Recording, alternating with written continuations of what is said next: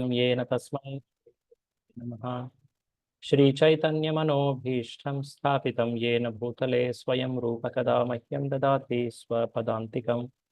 वन्देऽहं श्रीगुरो श्रीयुतपदकमलं श्रीगुरून् वैष्णवांश्च श्रीरूपं साग्रजातं सहगण रघुनाथान्वितं तां सजीवं साद्वैतं सावधूतं परिजनसहितं कृष्णचैतन्यदेवं श्रीराधा कृष्णपादान् सहगण ललिता श्रीविशाखान्वितांश्च नमा ओं विष्णुपादाय कृष्णप्रेष्ठाय भूतले श्रीमते भक्तिवेदांत स्वामिन्निति नामिने नमस्ते सरस्वते देवे गौरवाणी प्रचारिणे निर्विशेष शून्यवादी पाश्चात्य देशतारिणे नमो महावदान्याय कृष्ण प्रेम प्रदायते कृष्णाय कृष्ण चैतन्य नाम्ने गौरत्विषे नमः। हे कृष्ण करुणा सिंधो दीनबंधो जगत्पते गोपेश गोपिका कांत राधा कांत नमोस्तुते तप्त कांचन गौरांगी राधे वृंदावनेश्वरी वृषभानुसुते देवी प्रणमामि हरिप्रिये वाञ्छाकल्पतरुभ्यश्च कृपा सिन्धुभ्य एव च पतितानां पावनेभ्यो वैष्णवेभ्यो नमो नमः। जय श्री कृष्ण चैतन्य प्रभु नित्यानंद श्री अद्वैत गदाधर श्रीवासादि गौरभक्तवृंद हरे कृष्णा कृष्णा कृष्णा हरे हरे हरे राम राम राम हरे हरे। मूकं करोति वाचालं पंगुं लंघयते गिरिं यत्कृपातमहं वन्दे श्रीगुरुं दीनतारिणम्। Let's recite these verses. Om Purnamada Purnamidam Purnat Purnamudachyate Purnasya Purnamadaya Purnamevavashishyate Ishavasya Sarvam Yatkincha Jagatyam Jagat Tena Tyaktena Bhunjitha Magradah Kasya Svidhanam. So welcome all of you for our weekly Bhakti Shastri discussion. We are currently in the fifth verse of Ishopanishad. Am I right? Those who have Yes, Prabhu. correct? Okay. So today we will continue the discussion from there, and we will also be entering mantra 6. Krishna willing, we may complete that too. So we will just do a quick review. We saw in the first 3 verses the Ishavasya principle, how the Ishavasya principle has these 3 components of how Lord is the all-pervading and proprietor, and one should accept only that which is kept aside for him, not accept others' things. And what will be the effect of it will be seen in mantra 2 and 3. How one gains benefit and how one will face losses if one doesn't follow that principle. Both were explained in mantra 1, 2 and 3. Essentially, Ishavasya principle makes a person become free from the karmic reactions, and he will keep getting repeated opportunities to continue his practice. And one who doesn't will actually have to work very hard even in this world for material necessities. And of course, the future will be dark. He will have to enter into lower species and hell too. So then we started discussing about the, of course, we had seen this open book essays, mantras 4 to 8. This is the second section of Ishopanishad, which is telling us how to know that absolute truth, how to know the one who has made the Ishavasya principle. So what is not the right way to understand is our own independent use of mind and intelligence. That is called mundane logic, which we are currently seeing in mantras 4 to 5. What is the right way to know about the Supreme is cultivating spiritual vision. That will be seen in mantra 6 and 7. And the description of that Supreme truth, the Supreme person, will be explained in mantra 8. So that is the sequence in which it is flowing. We should note how these verses are connected how the one is leading to other. All that connections are very helpful to, in one sense, know the truths properly. Many places this will be discussed too, in Bhagavad Gita, in Ishopanishad, you already have studied NOI too on this, is it not? So in mantra 4, we saw, you may recollect, that how that Supreme Person uh, is so fast that he can put everyone behind and go so fast. At the same time, he is also staying at one place. He's fixed.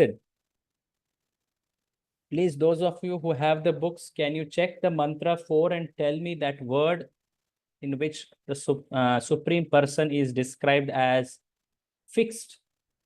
Fixed means staying at one place. Which is that word? Who can recollect? If you have the shloka in front of you, it will be easier. Who has it?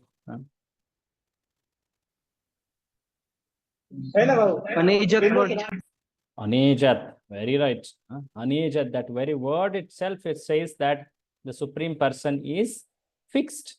Fixed means what? He's staying at one place. So this is describing the Supreme Person staying at spiritual world, and he is called as Bhagavan. At the same time, in this world, the Supreme Person has expanded into Paramatma, the personal form of the Lord, but that which is staying at every bit of this creation. Atom, within the atom, between the atom, everywhere there is Paramatma, Sarva Vyapi is called. So that person is in fact so important in understanding this material world. He is one who is making all the devatas function. He is providing everything to the jivas through the devatas. So when devatas are giving something, like there are mention of the devatas here, like the one who gives wind, one who gives water. These devatas are giving what is given to them by Supreme Lord. They cannot give anything independently. Like Indra gives rains, it's told. But how can he give that? How he gets that power? Because he's placed in that position by Brahma. And Brahma is placed in that position by the Supreme Lord, Purusha avatars, or Krishna himself, like that. So one should understand these principles and know that Supreme Truth is ultimately a person. You may remember last time we did also see that we cannot use our own logic to understand God. How logic is so limited. It cannot explain us about the unknown. So we had seen this example, very famous example. Of course, the meaning is very important from this story. The lesson, what is the lesson from the story? Any of you recollect and connect it to our shloka? Yes. Yes. What is the meaning of this story? Who recollects? Basically, what is the story about? Yes, Adinath bro. हाँ प्रभु जी, सभी जो लोग हैं उनमें वो सभी अंधे रहते हैं, तो किसी को Correct. जो हाथ जो सॉरी एलिफेंट्स के जो पैर है वो खंबे जैसे लगते हैं, किसी को वो दांत है, वो अलग अलग तरीके के सबको इमेजिन करते हैं वो सब एलिफेंट्स को। करेक्ट। तो उन्होंने कभी एलिफेंट को पर्सनली एक्सपीरियंस नहीं किया था, और जो उन्होंने एक्सपीरियंस किया था उसके अनुरूप वे सोच रहे हैं शायद एलिफेंट, ये हाथी ऐसा रहेगा। हाथी का पैर पैर पकड़ के वे सोच रहे कि ये शायद एक कुछ खंबा है या फिर कुछ पेड़ है। ऐसे। So the condition souls of this world like us, we don't have experience of that Supreme Lord's form. So what we mistake We mistake anything spiritual to be material. If you see the form of Lord, we consider it like us, like these people. Is it not? So like that, we mistaken, due to which we will never understand the actual nature of the Lord's form. So in the story, you know that these blind people could only understand elephant when one wise or one person who has eyes could come and explain them. Is it not? Those who have eyes, they came and explained. Similarly, those who have the right understanding about the Supreme Lord's form, Rupa, they explain, then we understand. Otherwise, we can never know the nature of that Supreme Person's form. Very important to note this. Huh? So that's why in this shloka, there is stress given on do not use one's mind and intelligence independently. The first statement, can you read, Adinath Prabhu? The first statement says this only. This was the subject of the first paragraph we read actually. Huh? One cannot know the Supreme Lord by mental speculation. So the purport, almost close to two paragraphs of the purport was explaining this. And then we saw Supreme Lord, he has influence. He controls this world through his energies. So 3 types of energies were mentioned, and we had seen a comparison also for this. Any of you recollect? What are the names of the energies? 3 energies. Last week we had seen this. Internal, external, marginal. Marginal. Okay. Very good. Internal, Antaranga Shakti. Spiritual energy is also another name for it, is it not? External energy, Bahiranga Shakti. Another name for it? Tatastha. No. I'm talking external energy. Oh. Another name for external energy? Bahiranga. Bahiranga Shakti, or another name, more common name, material energy. The first one is spiritual, the second is material. Now the third type of energy, which was now one of the devotees told, Tatastha. It's marginal energy. It is called Tatastha Shakti. So can you give example for spiritual energy, any of you? Any example for spiritual energy? Saintly persons or deities. We saw in last. Persons, deities, okay. Anything more?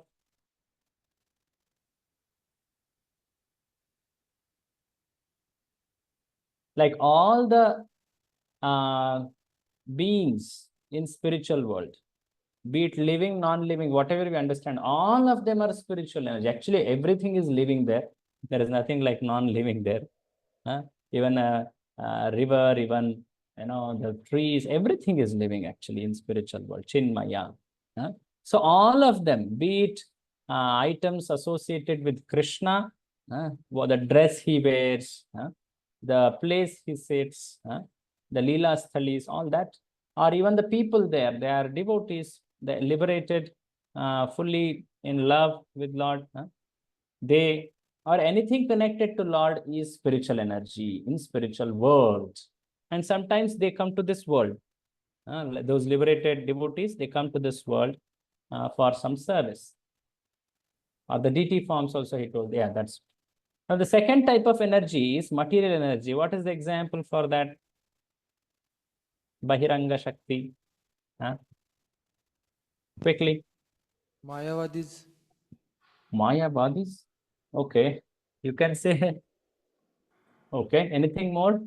That has to be a little more. Material elements. Material elements. Those which are of this world, which this world is made up of. How many? How many elements make this world? 24. 24. We have seen now, which are all that those 24 elements, we have seen that earlier also, right?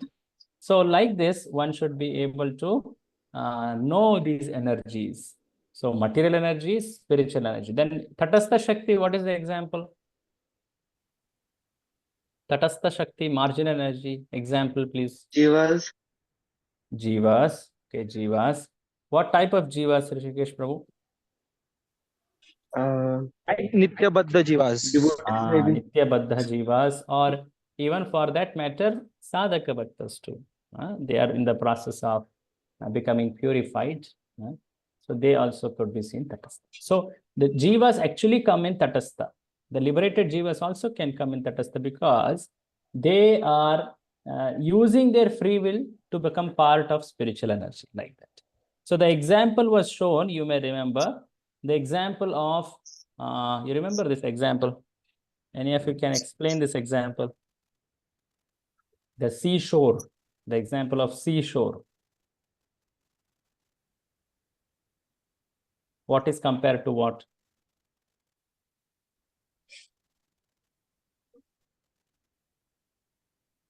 Do you remember? At least try.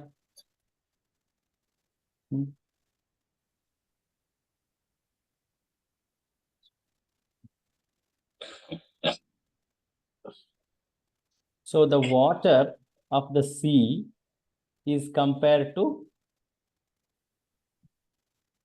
External internal energy. internal energy.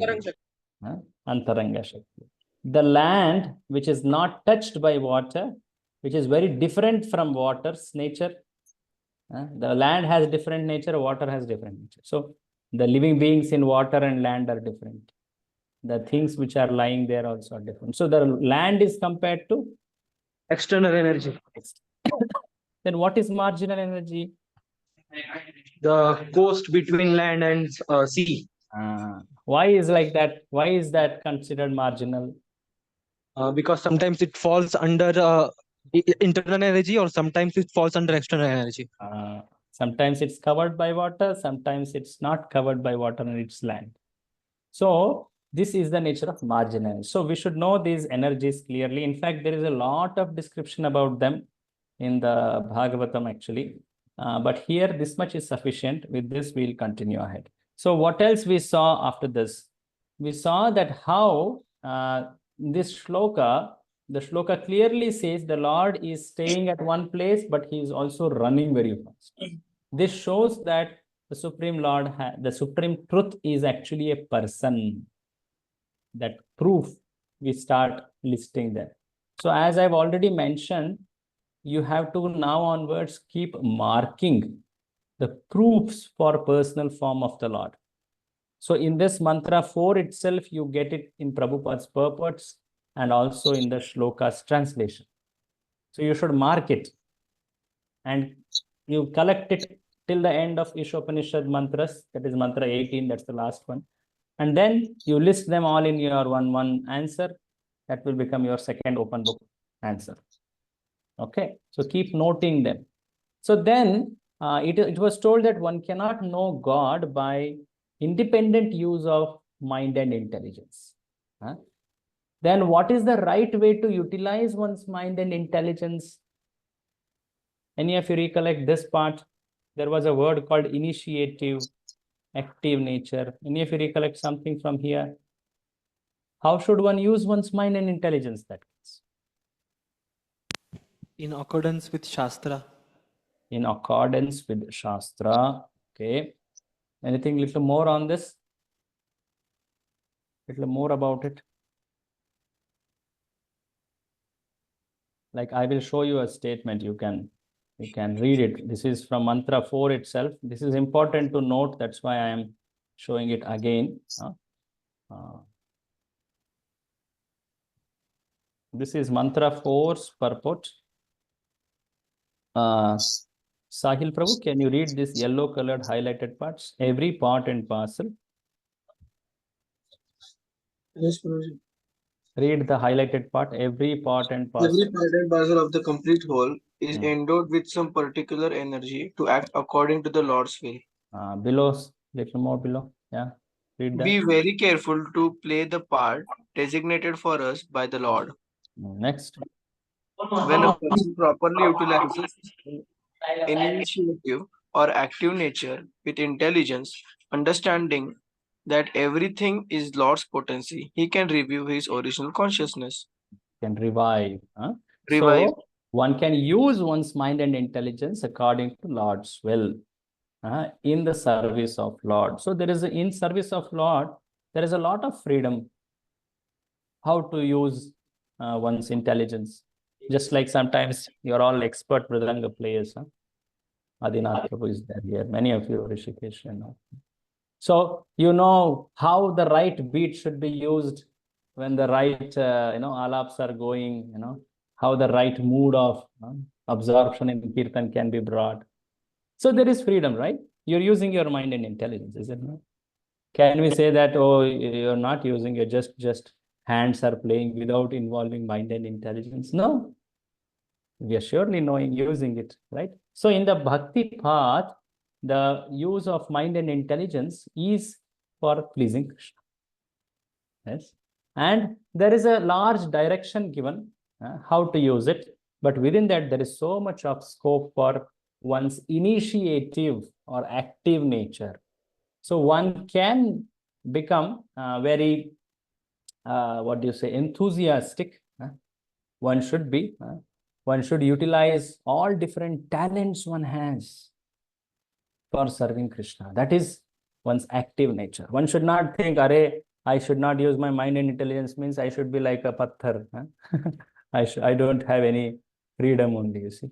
I should just do, get up, hold your bead bag, just chant and sit. No.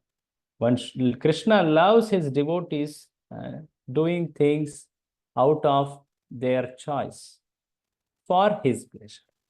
So Krishna loves to see his devotees voluntarily serving him. So this kind of love is very pleasing to Krishna. In fact, that is the highest type of love, prema bhakti actually. So this we had seen, and also we saw that one should also be very submissively rendering this service. That's why submissive service attitude is the key to understand the Supreme Person. That was the conclusion, right? Then we entered mantra 5. So today we will continue this discussion, but I want all of you to read, one of you maybe can read this translation, mantra 5's translation. Please read. The Supreme Lord walks and does not walk. He is far away. 1 minute, I think it went to, sorry. Any of you, okay, I just,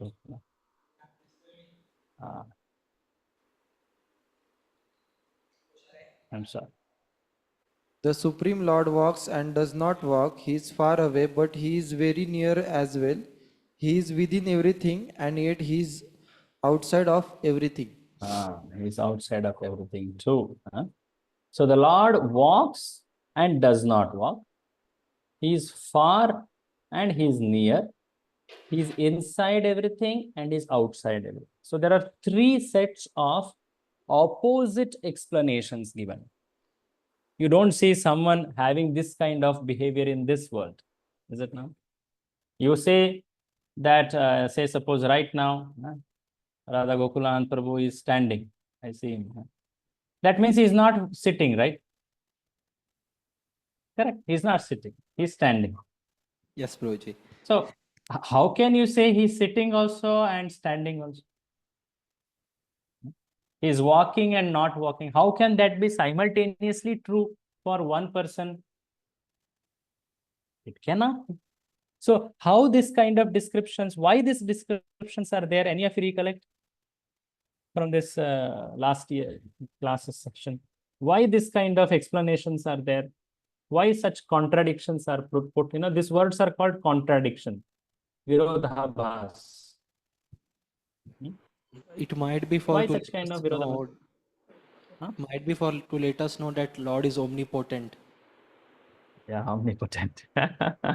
It is to challenge one's intelligence. You think you can understand everything by your intelligence, but this person is beyond our intelligence. To challenge like that, the scriptures explain like this. You see, the Upanishads come in what is called Jnana Kanda. There is something called Karma Kanda, which most of the Vedas descriptions are. Then there is Jnana Kanda, then there is Upasana. So Jnana Kanda, Upanishads are the one of the preliminary scriptures there. And in Jnanakanda, one is too much relying on one's intelligence to know about the world, about things outside this world, that supreme truth, all that. So when one sees this kind of shlokas, he feels, wow, here is somewhere where I can use my intelligence. He derives different meanings. That's why Upanishads are those which give ample amount of scope for a person to use one's intelligence in the way he wants. And that's why one will not reach very clear conclusions if he doesn't read Upanishads under an acharya. Many people will interpret Upanishads many ways. But there are certain scriptures which are very difficult to interpret, which are very direct, which clearly tell this is what Krishna is and this is what Krishna is saying. Like in Bhagavad Gita, there are some very clear instructions Krishna has spoken. If you offer me fruit, flower, this, that, I eat. Krishna doesn't say that, it becomes disappeared. No, he says, I eat it. That means what? He is a person. It's very clear there. Bhagavad Gita tells very clear. But here, it's very difficult to know. Upanishads are very difficult to understand. Like in Bhagavatam also, there are many verses where it's very clearly told. So the scriptures like Puranas or Smriti Shastras, they are very explicit. They explain the facts or truths very clearly, but yet people can interpret that also. That's their height, how much they want to give a wrong meaning because of envy. They do that. That's why Prabhupada wrote Bhagavad Gita as it is, like that. So Upanishads, you will find a lot of contradictions. So why these contradictions? These contradictions actually show that Supreme Person is inconceivable. What does inconceivable mean? What does that word mean? समझ के बाहर. समझ के बाहर. The word was used as achintya. I had explained this word. So can someone explain achintya mean? समझ के बाहर. और कुछ explanation? चिंतन नहीं कर सकते. जिसका जो हमारे चिंतन से परे हैं. That which is beyond our chintana. Chintana means using one's intelligence, is it not? सोचना, अपने सोच के बाहर है वो. So like that. Yes, Prabhu? Yes. अकल्पनीय. Actually, akalpaniya, maybe I will explain this. Some people describe like this, that one cannot understand, one cannot visualize Lord. Now, this could mean many things. Okay. So I'll explain that, because sometimes Mayavadis also say Nirakara, and then they describe one word, that God is indescribable, they say it. They also mean by that God doesn't have form. But indescribable, or what it actually means is the descriptions about him are not like this word. So that's why we cannot understand those descriptions by our mundane intellect. But God could be described. In the Brahma Samhita, God is described, how his beauty is, what is his place, all that is described. But it is beyond our intelligence, beyond our experience of this world, like that. Okay. So can you read this highlighted part? The members of Bhagavata school. Anyone?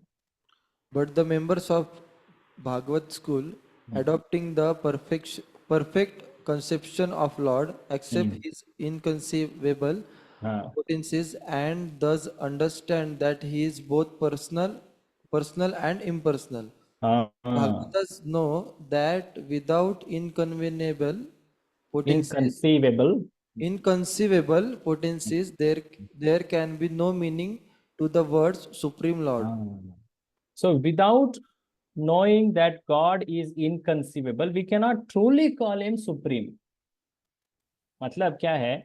Bhagwan is not within our intelligence. If he could be understood by our intelligence, then intelligence is superior to Bhagwan, right? So by definition, God is beyond anything and any element. Huh? That's why God is at least logically explained that he is beyond logic. So like this, the descriptions are. So how to understand these statements then? That's an important word. So for that, Prabhupada describes one should actually accept that these descriptions are factual, they are beyond this world, and one should accept them in parampara. So Prabhupada describes that too. So little below, we started learning this. Last time I had stopped here. That when we say that Supreme Lord is in spiritual world as Bhagavan. Now some people say, okay, the one who created, he is there in his place. But this world is so different, you see, that's why that creator can never come to this world. They label like this. But how can we limit God? God can come if he wants. Can we say that, hey God, you can never come here? No. If God wants, he can come. He has affection to all jivas. So he comes to this world also as avatars. Is it not? And another important form in which Lord comes to this world is deities. So last time we did talk a little about deities. So what is this form of deity or vigraha? Can someone just define it in one line or two lines maybe? What is this form of deity or vigraha?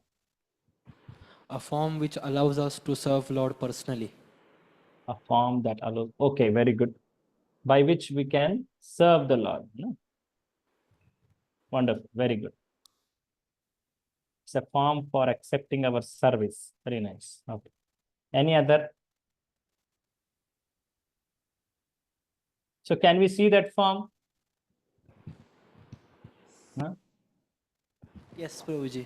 Yes, we can see. This is a form which we can experience through our material senses. So, though it is appearing as if material, but it is not material. So, God has many energies. Material energy is one of the energies. So, if God wants, he can manifest through matter. वे भौतिक चीजों में भी प्रकट हो सकते हैं, क्यों नहीं हो सकते? क्यों उनको शक्ति नहीं है क्या? If it is his energy, he can manifest in that.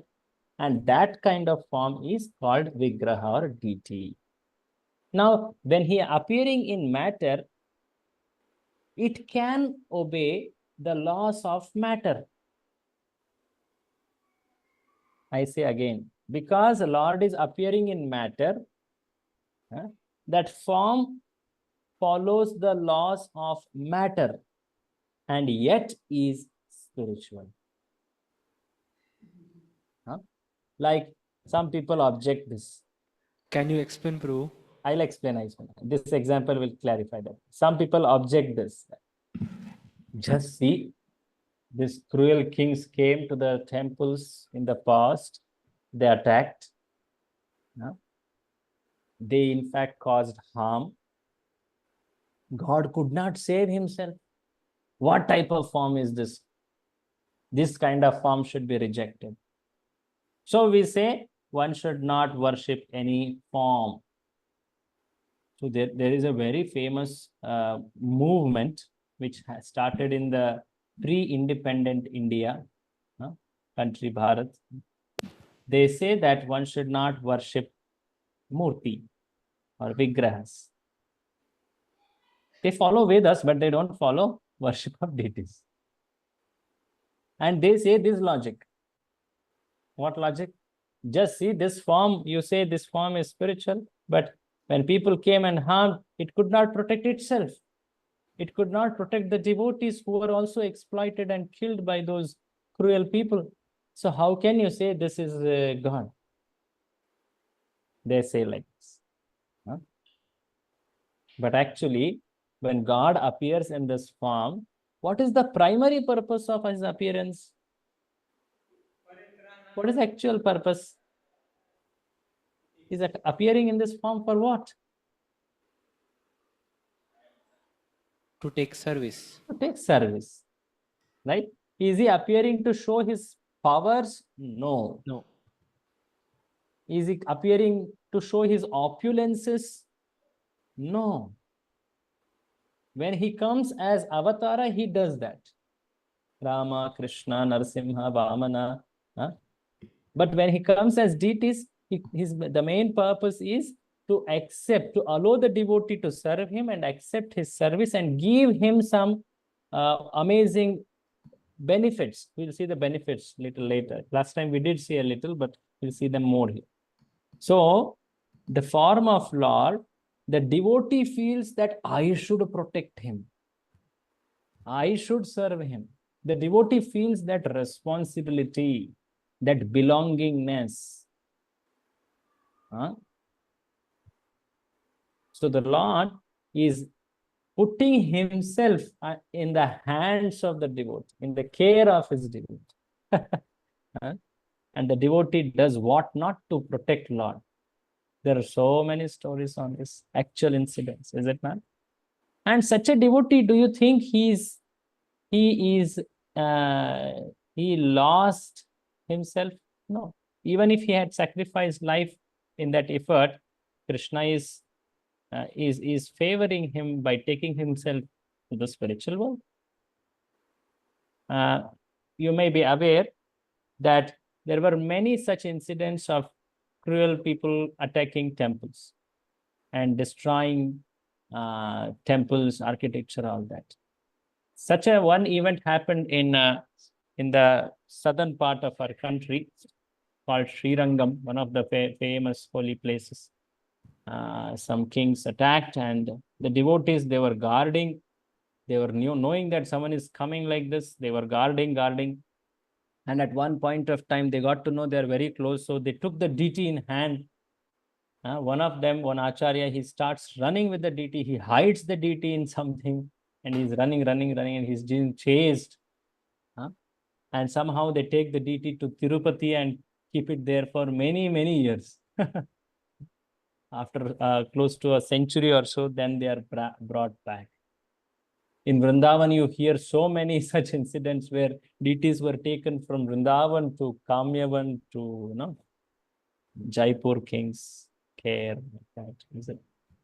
So all this shows what? That the devotee feels it is his prime duty that he should protect deities. So when people say, the deities, some places the deities did get harmed, is it not? They did got harmed. Now, do you think by destroying the deities, they are destroying God? No. For such people who don't have faith, for them, God is not there only. God is not so cheap that you just destroyed some deity and you say that, now your God is dead. No. Those people who don't have such faith or who had weak faith, sometimes their faith get affected by that. But actually, one knows that actually you may destroy the temple, you may destroy the deity by your power, but my God is always, he's eternal, he's protecting. So it is such poor intelligence who people say like that. So the important benefit which a devotee gets by serving the deities is that he gets an opportunity to serve. By service, he purifies himself. He develops attachment to the deities. He becomes so purified, he becomes so attached, and the understanding of the supreme truth as person becomes so strong in him. By developing regular remembrance of deity, he is in fact always Krishna conscious. Is it not? The whole life becomes centered around deities. Is it not? So, such kind of devotional service cannot be imagined without deities. So that's why deities are very, very important part of a devotee's life. Imagine Srila Prabhupada, if he had not established deities, how would be the ISKCON today? Can't. It's very difficult to understand. Huh? So Srila Prabhupada did expand preaching by Sankirtan. That's the Yuga Dharma, no doubt about it, no word about it. But yet he established the deities because they are required for the growth of devotee, to engage in service, to develop that remembrance. Is it not? No? So there are so many benefits one gets. So in temples, there are deities. And in houses also, we invite deities. Deity welcome we do, and then we serve the deities at our homes also. Many of you may have at your home, right? So like that, the home also becomes temple. The center of the home becomes the deities. Is it not? Like that. So there are so many benefits one gets by this form of the Lord, which is seemingly material, but it is spiritual. So one who is serving the Lord with love and faith, he can experience that transformation. Huh? Can you read this? Someone please read. One should not think that. One should not think that such devotees who are in the lowest stage of devotional service are worshipping an idol.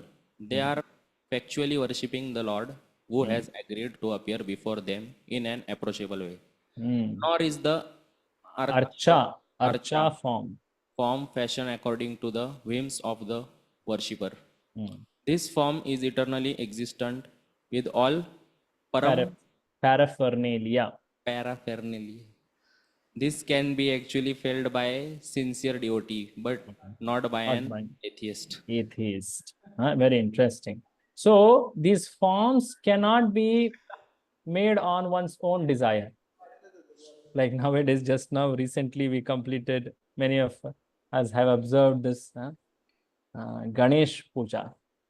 What not type of forms they make, huh? I remember long back, there was one very famous terrorist in South India. They had made Ganesh in that form. His name was Veerappan. Huh? He was so famous that he kidnapped some famous actor, and the whole of the South was fearing him. So they made Ganesh stand in front of Veerappan and the one who is killing him, or like that. Or sometimes they give bat to Ganesh and make him a cricketer. Huh? Sometimes they give bow and make Ganesh like Ram. Nowadays, that's very famous. Huh? Any other interesting forms of this year? Huh? I remember someone, they had put a satellite telling Chandrayaan last year like that. Shivji also. They made a form of Shivji. मतलब उनको जटा डाल देते क्या? Some Bollywood heroes also. Bollywood heroes also, I see. So that is not the right way. So where is it told here? See, it cannot be fashioned according to the whim of the worshipper. No. So there are very clear directions on how the form of Lord should be. What are the elements to be used in making the form? It's very clear. Yes, question? प्रभु जी, जो राधा गोपीनाथ मंदिर है वृंदावन में, जब वहाँ पे कार्तिक के जो 30 days होते हैं, तो भगवान को वो अलग अलग फॉर्म्स में चेंज करते रहते हैं हर एक दिन. हाँ, वो ओके, हाँ ठीक है. यस, तो वो ये तो चंदन यात्रा में भी करते हैं कई सारे मंदिरों में, है ना? वैसे क्या? हाँ, विष्णु अवतार में, नरसिम्हा अवतार में करते हैं, कुर्मा अवतार में करते हैं भगवान, तो वो अलाउड है क्या? तो उडुपी में भी मैंने देखा है. In Udupi, in the Krishna form, they make sometimes even in the Lakshmi, they make him look like Lakshmi also. They make different forms. So they are not like they are for that occasion, है ना? वो एक समय होता है जिसके लिए वो करते होंगे. जैसे चंदन यात्रा में करते हैं, या दशहरा के समय करते हैं, लक्ष्मी जैसे ड्रेसिंग करते हैं. So it has to be some acharya must have told, then to do is fine.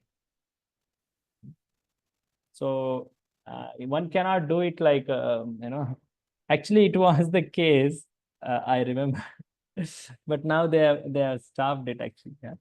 Sometimes the Krishna deity is made to look like a different avatar and all this to do it at one point of time.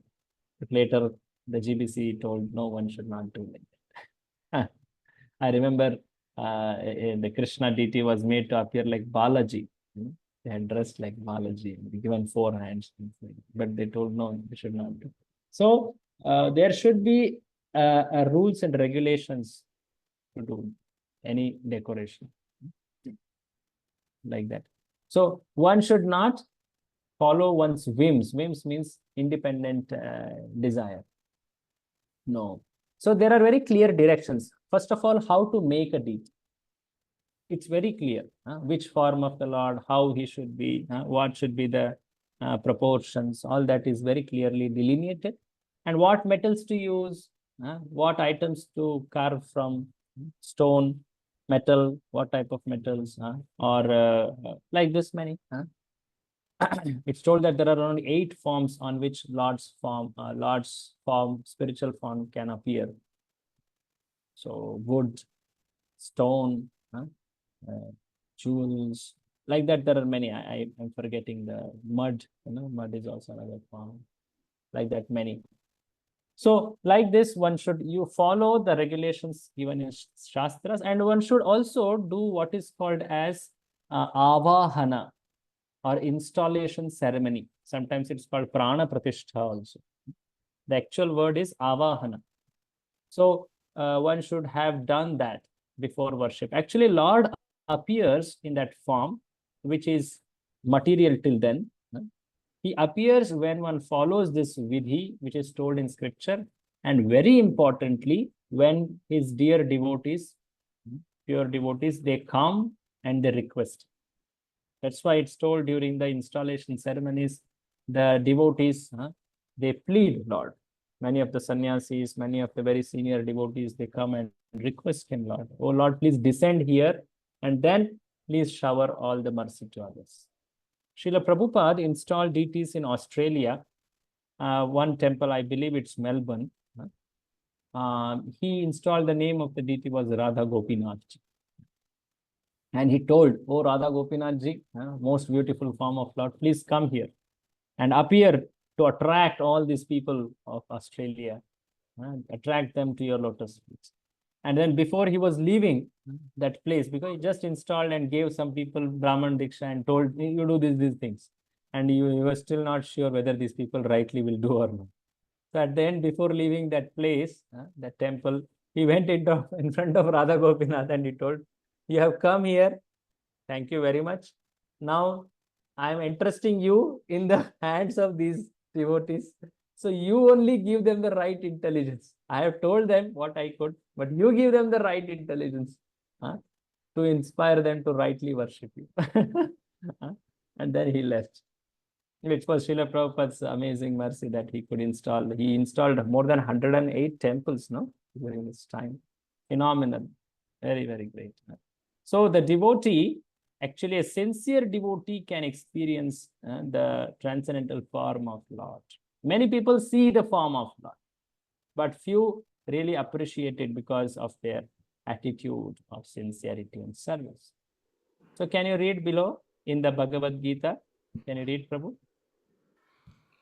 In the Bhagavad Gita 4.11, the Lord says that how he treats his devotees depends on the devotee's degree of surrender. The Lord reserves the right not to reveal himself to anyone and everyone, but to show himself only to those souls who surrendered unto him. Thus, for the surrendered soul, he is always within reach. Whereas for the unsurrendered soul, he is far away and cannot be approached. See, we have to observe from this whole purport how the contradictions are explained. The 3 set of contradictions. First contradiction was Lord walks and does not walk. The second was he is very far, he is near and he is very far. That's second. The third one was, and if you recollect, third one. What was the third one? Don't remember. Third one. He is within and he is outside of it. So these three things, Prabhupada, how he explains, you should note. So how is Lord very near to someone? It's told here, for one who is surrendered, for them, the Lord is very, very near. He's, of course, he's there in the heart itself. Is it? But for an unsurrendered person, he is very, very far. He's there in the spiritual world. Means what? He cannot access him. Like that. And how does Lord walk and not walk? Yeah. Lord walks because in the mantra 4 we saw how he's running so far, putting all the devatas behind. He's present everywhere. In that sense, he's walking. At the same time, Lord takes a form like deity and he stays at a place. After you install the deities, usually we don't move them. Achala. Of course, the Utsava Vigrahas are very special. They go around, but they come again and they stay there. So the Lord does not walk. That means the Lord's form as deities. The Lord's form as Paramatma is there everywhere. He's walking, he's controlling the whole material universe like that. So that's how it is explained. Now there is one more which is to be explained. The third contradiction. Any of you recollect which was that? Walks, does not walk. That is explained. Within and without one. Within and without to be explained now. That will come next. Any Prabhuji, question? Yeah. can you explain the difference between Archa Vigraha and Utsav deity? Archa Vigraha. Actually, both are Archa Vigrahas. We don't call that Utsav deity as not Archa Vigraha. That's also Archa Vigraha.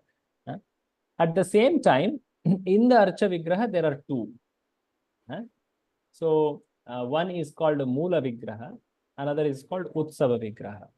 So, Mula Vigraha and Utsava Vigraha. So, Utsava Vigraha is the one to which one offers all the Shodasha Upacharas, there are specific type of services one does to the Utsava Vigrahas. He puts them to rest, he wakes them up, he bathes them in the morning, he offers very specific items, दातुन से लेके हर चीज उनको offer किया जाता है कि नहीं?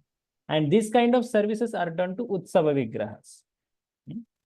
They are not different. Both are actually same only. But yet some type of services one can offer to Utsava Vigrahas. To the Mula Vigrahas, we don't offer everyday bathing. No. That is done in the very beginning when the installation is done, or on the special occasions of, say, like Panchatattva, they do, I think, 5 years, something like that. So very special occasions they do. Or Pushya Abhishek is one type of Abhishek they do. But not the other type of Abhishek, which happens every festival, very often. In fact, every day the deities are bathed, is it not? In the temples. So such type of service one offers to Utsava. So it's just a difference of services which could be offered, but they are both same. And Utsava Vigrahas can come out of the altar and they are taken on palanquin, such type of specials, like they can go on boat, they can be there on the jhulan, is it not? So specific services one offers to Utsava Vigraha. That's the only change actually. Then Prabhuji, in which category Jagannath, Baldev and Subhadra lies? They are very special category in which the Mula Vigraha himself comes out. You don't see that anywhere else. That's the very special feature of Lord Jagannath, that actual Vigrahas, the Mula Vigrahas only come out. So, yeah, they are Mula Vigrahas, but the very specific nature of that worship there, which is revealed by the Acharyas there, is that they go out on Ratha like that. Okay. So the point is, any service one does, it should always be under some regulation. It cannot be like once Srila Prabhupada, he was told actually, he came to a temple and he offered worship. There was Jagannath, Baldev, Subhadra. And then next day he came and to offer worship. There was no deities in the altar. He was shocked. What happened? They told him that we took Jagannath, Baldev, Subhadra on a beach walk. Prabhupada told, no, you cannot take the Mula Vigrahas. You can take them on certain occasions like Rath Yatra. So that's when he introduced Rath Yatra. So one cannot be very, today I'm feeling to do this for deities, so I will do it. And tomorrow you will not feel to do it. No. So the important thing about deities is they should be served daily without any breakage. So that's why when a Vigraha is invoked, it's a great responsibility which the Acharya takes. That the services will go unstopped. Sometimes there are floods. Sometimes there are, like recently there were lockdowns, is it not? The temples were so much in difficulty, but yet the services continue.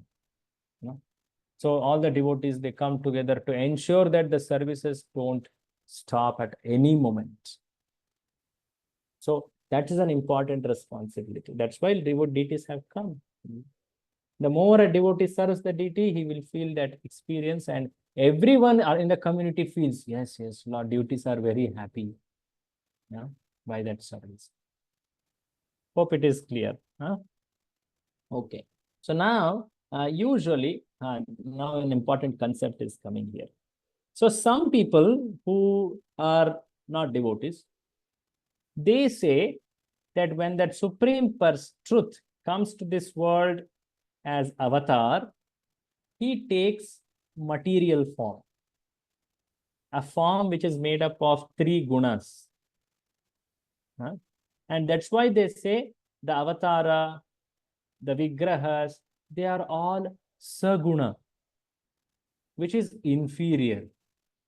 Actual supreme truth is nirguna, and that is superior.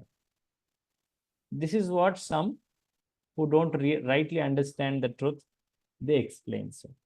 So that's why this word saguna nirguna is so famous. It was made famous by, of course, Shankaracharya and many others. Saguna nirguna. They say nirguna Brahman, saguna Brahman. Actually, Brahman is the superior. That Brahman takes some material form and he becomes saguna Brahman. That is avatara. When Krishna came, he is saguna Brahman. You see saguna Brahman. He is becoming angry sometime. He becomes fearful sometime. He becomes lusty sometime. He becomes, like this. These emotions are all showing what? The gunas. Krishna is under the gunas. That means he is saguna Brahman. But actually Brahman is nirguna. That is superior. So they put the personal form of the Lord under the Brahma Jyoti or Nirakara Rupa. It is not right. So the scriptures do explain the Supreme Lord in the words called Nirguna and Saguna. The actual meaning of Nirguna and Saguna are explained further. What it is, we all have to read and explain at the end. Can you read this? In this connection. In this connection, 2 words, the revolved scriptures often apply to the Lord. Saguna with qualities and Nirguna without qualities are very important. The word Saguna does not imply that when the Lord appears with perceivable qualities, he must take on a material form and be subject to the laws of material nature. For him, there is no difference between the material and spiritual energies, because he is the source of all energies. As the controller of all energies, he cannot at any time be under their influence, as we are the material energy, works according to his direction. Therefore, he can use that energy for his purposes without ever being influenced by any of the qualities of that energy. In this sense, he is nirguna without qualities. Nor does the Lord become a formless entity at any time, for ultimately he is the eternal form, the primeval Lord. His impersonal aspect or Brahman, if effulgence, is but the glow of his personal rays, just as the sun's rays are the glow of the sun god. So, when actually the Shastras say the Supreme Lord is Nirguna, what actually it means is he doesn't have material qualities. At the same time, the Shastras do describe Krishna as a Saguna. That means he has qualities which are spiritual, not like this material world. His qualities are not under the laws of nature like karma, kala, all these three gunas, they don't have any effect on the Supreme Lord's qualities. Like Supreme Lord, he is becoming fearful when his mother is holding the, a stick. Does this mean that he was in Tamoguna? He went into Bhaya? No. There is this quality actually is of his affection to devotee. How much he becomes controlled by the devotee. So this is not in material laws. So like that, when we say Saguna, it means spiritual qualities. When we say Nirguna, it means no material qualities. This is the actual definition of these two words. So what is the actual meaning of Saguna with respect to Supreme Lord's form? What is Saguna mean? Saguna? Spiritual qualities. Spiritual. And Nirguna means? Without three qualities. Without material. Those, That's the way it should be. And so Prabhupada is explaining that. Now the last one of those three contradictions, within and without. Within means within everything in this world. In other words, it is called all pervading. He is present everywhere, within everything. And he is outside everything. That means he is transcendental. He is beyond everything.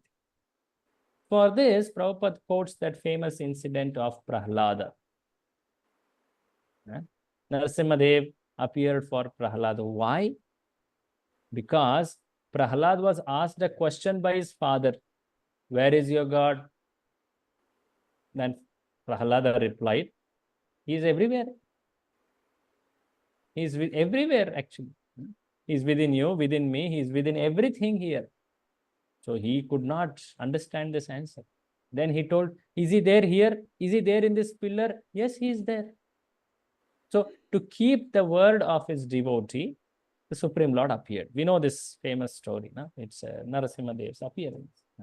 So Prahlad has that realization that Supreme Lord is there everywhere.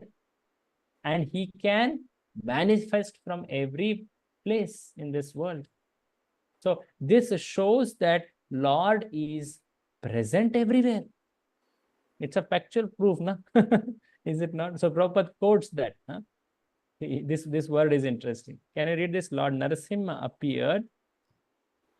Lord Narasimha appeared from within the pillar, not by the order of the atheist king, but by the wish of his devotee Prahlad. An atheist cannot order the Lord to appear, but the Lord will appear anywhere and everywhere to show mercy to his devotee. To show mercy to his devotee. Lastly, can you read this? Of course, the Lord has sufficient energies and agents who can vanquish atheists, but it pleases him to personally favor a devotee. Therefore, he descends as an incarnation. Actually, he descends only to favor his devotee and not for any other purpose. So Lord is present in this creation, in this material world, at every atom, within and between the atoms too. At the same time, he is beyond. What it means? It means there is another form of Lord which is beyond this material universe, which is bigger than that, which is higher than that, which is famously called as Vishwarupa or Virata Rupa. Have you heard this? Virata Rupa or Vishwarupa, it's described. In Bhagavad Gita, it comes, which chapter? 11th. 11th. Very good. Vishwarupa Darshana Yoga. So in the Brahma Samhita also it is told like this, that Lord is present everywhere. He expands. At the same time, he is present beyond this world. So when we say he is within everything, what we mean is as Paramatma is within everything. That same Paramatma is also called by the word Antaryami. Antar matlab within, hai na? Andar. Antaryami. And universal form or Virata Rupa, Vishwarupa, that is beyond everything. The whole world existence is actually resting in the body of the Lord, like that it is described. So when we say Lord is within, that means Paramatma. And Lord is without means that is Virat Roop or Vishwaroop. And these are all forms of Lord only, no? They're always there, is it not? So like this, Prabhupada describes them. Can you read this from here? He is outside. He is outside in his Virat form, and he is within everything as Antaryami. As Antaryami. Antaryami, he witnesses everything that is going on, and he awards us the result of our activities as karma phala. We ourselves may forget what we have done in previous lives, but because the Lord witnesses our actions, the result of our actions are always there, and we have to undergo the reactions nonetheless. So, what are the duties of Paramatma or Antaryami? What are the functions? To see the karma, what we have done in our previous life, and to give action to them. Correct. So, there are two very clear functions told. One is witness. He's seeing. One can never say that I am unseen. I am doing something without being seen by someone. Lord Paramatma is there within heart. So one can never escape his vision. Is it not? One may escape police, one may escape CCTV also. But one can never escape the vision of Paramatma. So he is witnessing everything that Jiva is doing. And what else he does? He gives the result of our actions as karma phala. Sometimes we ourselves will not remember what we did, but he remembers and he gives a result. Oh, you did good so much long back. Some good charity you gave. Take this happiness. You did a bad thing. You should become better now. Take this reaction to this. This is the Papa Karma's reaction. Take. So karma phala he gives. So he witness and he gives karma phala. In Bhagavad Gita, furthermore, it's told how he maintains Gatir Bharta, Prabhu Sakshi, like that Bhagavad Gita shloka describes like. So he is within and he is also outside of everything. So like this, we should understand all these forms of the Lord. I'll just show this chart. So there were three set of contradictions told in this shloka. Prabhu, can you read this? And what is the right understanding in the other side? Can you also read that parallelly? Contradiction in Supreme Lord, right understanding. First, he walks and doesn't walk. Right understanding, deity form. Second, he is far yet near. Right understanding, in proportion to one's surrender. Third, he is inside and outside of everything. Right understanding, Antaryami and universal form. So like this, all these contradictions can be properly understood as per the Acharya's explanations. We can understand it. So in the purport, the last paragraph is important. It's coming now to closure. Can you read this? The fact is that the fact is that there is nothing but God within and without. Everything is a manifestation of his different energies, like the heat and light emanating from a fire. And in this way, there is a oneness among his diverse energies. Although there is oneness, however, the Lord in his personal form still enjoys unlimitedly all the pleasures enjoyed minutely by the tiny part and parcel living entities. So like that, the deities, the form of the Lord can be rightly understood. The Lord is ultimately personal and he can fulfill all these contradictions.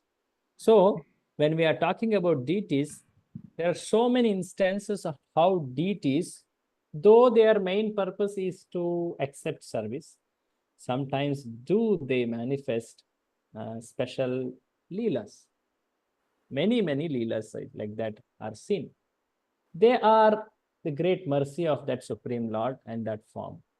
One cannot dictate or demand or expect that Lord will always exhibit such kind of reciprocation. It is his free will. He can do. There is nothing that is stopping, right? So you know this famous pastime? Any of you know this? You may know this. On the way to Jagannath Puri, there is this famous deity. Very beautiful form of Gopal. Not heard. You're not gone. Prabhuji, is it the Ah, deity of Sakshi Gopal? Sakshi Gopal.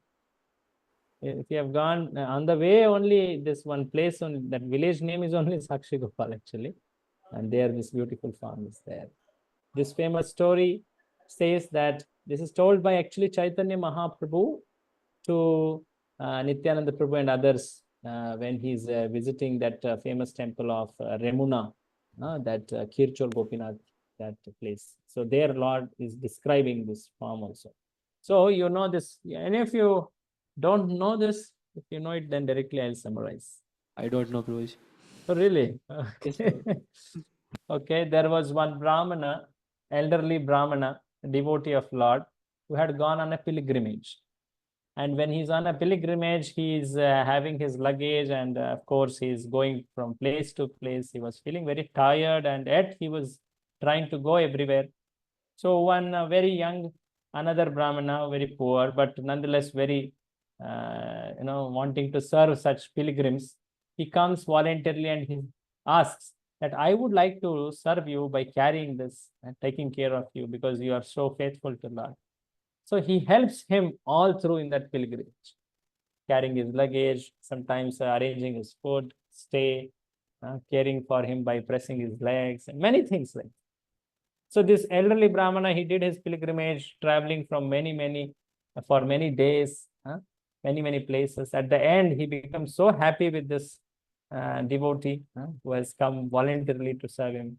He becomes so happy that he wants to give him something.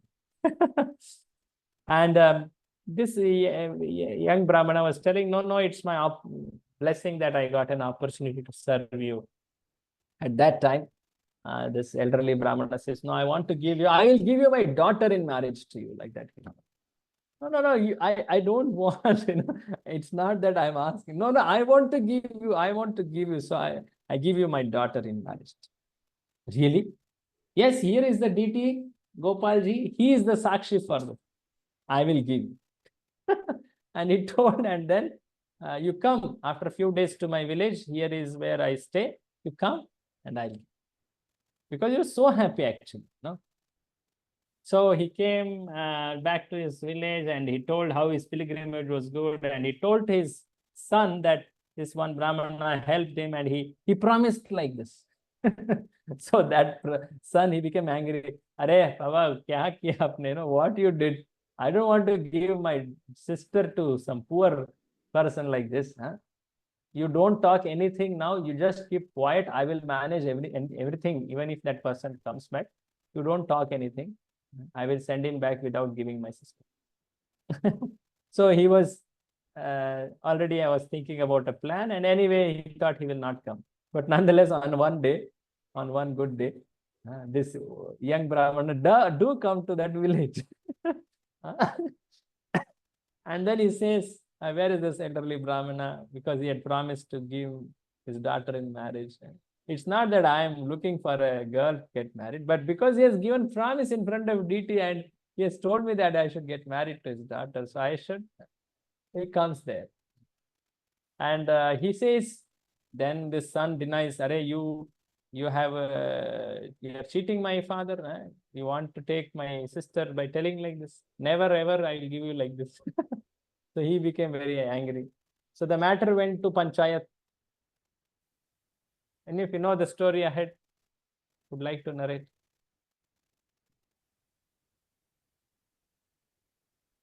What happened at Panchayat? No one knows? Really? Okay, so the matter went to Panchayat. So Sarpanch बैठे थे वो वहाँ पे. Sarpanch was asking, hey, what is the proof, oh Brahmana, that you were given this promise by this elderly person? So then he told, actually, you see, he told, and that word itself is to be taken as the fact. But even if you want a witness, yes, there is a witness. I can bring the witness to you. Surely, if you bring witness, then we can resolve this case. And this son of the elderly Brahmana was so confident, there is no witness, this person is lying, he's just a cheater. Don't just dismiss this case as false and punish that boy, that man, like. So he told, I'll bring witness, just give me a day's time. So he goes back to Vrindavan. This actually promise was given in Vrindavan, in the Gopalji's deity. So he goes and prays to the deity. Very fervently he prays, "Oh Gopalji, please, I have told that you are the witness now. You have to come there to give witness." And Lord, hearing this devotee's cry, he told, "You see, I don't walk. In the Ishopanishad, I have told that Tadejati Tannaijati. I don't walk when I am in this form. Actually, I just stay at a place, and devotees come to me and give service. So then the devotee told, "If you can talk, you can also walk. If you can talk, you can also walk. So you walk now." My God, I got tricked now. So that God was telling like this, Krishna was speaking. So then the Chaitanya Charitamrita explains that the deity follows behind this devotee. So much he was bound in affection to that devotee. He comes at the precincts of that village, outside area of that village. When the deity is coming, all the villagers become so surprised. This is that photo actually. It's there in Chaitanya Charitamrita book. That they all come to offer obeisances. My God, Gopalji has come from Vrindavan to give Sakshi. He is a Sakshi Gopal. The case was hence resolved. And this devotee got married. There was a big marriage celebration. How nice it would have been if every marriage happens like this, isn't it? So the point is that the deity did come.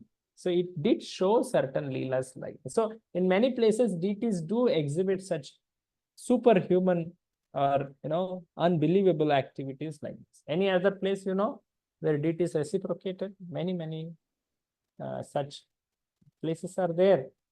Any of you know? Udupi Krishna. The Lord turned for that devotee, literally turned, breaking the walls. Udupi Krishna. In Vrindavan, many such instances are there where deities exhibited such leelas. Like that. Very famous. So the deities can do this. It's not that they may do it as per their wish, but one should not demand it. One should not say, "Oh, deities, please reciprocate like this, otherwise you're not deities." No, that's not the right way to see.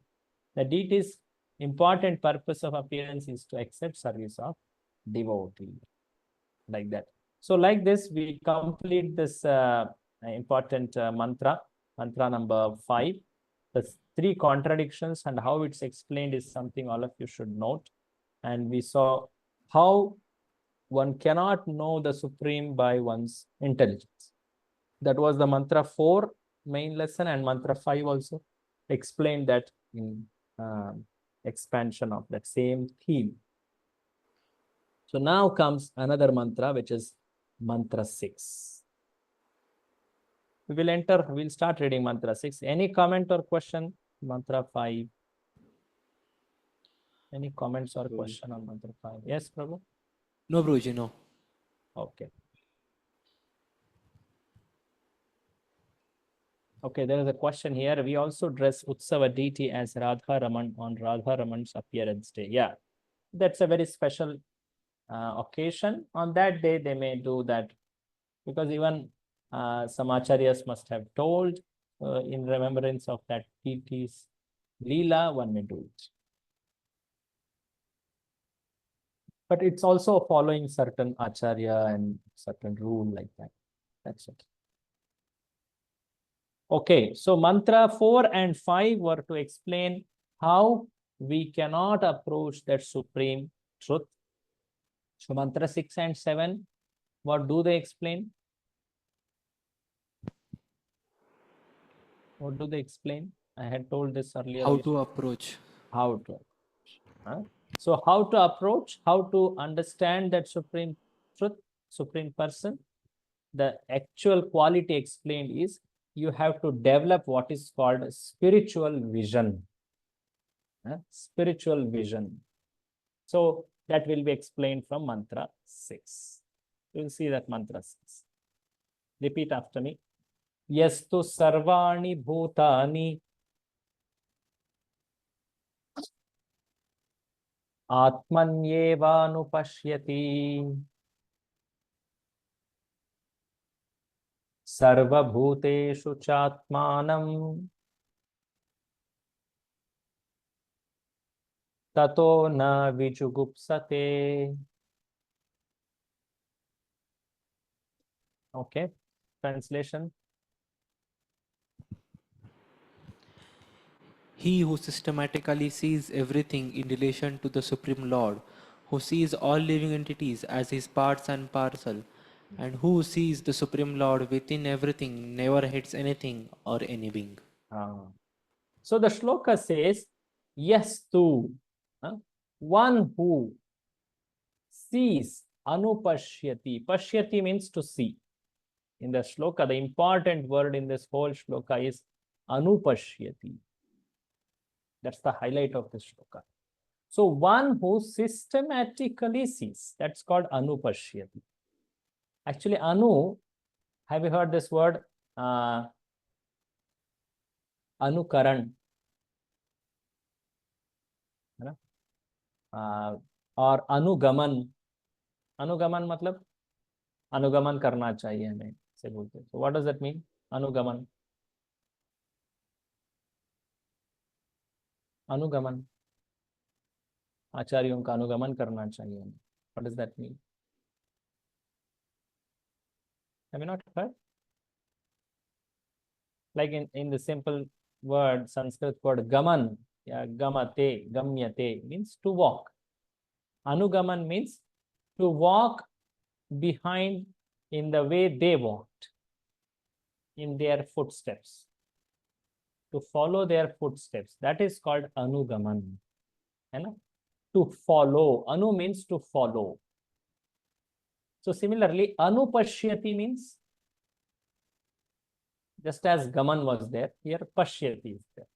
So anupashyati means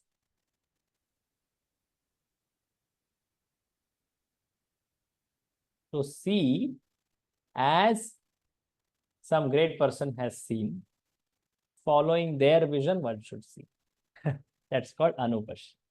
Okay, so that will be further explained by Prabhupada. So what this shloka says is, one should see this world in this vision of anupashyati.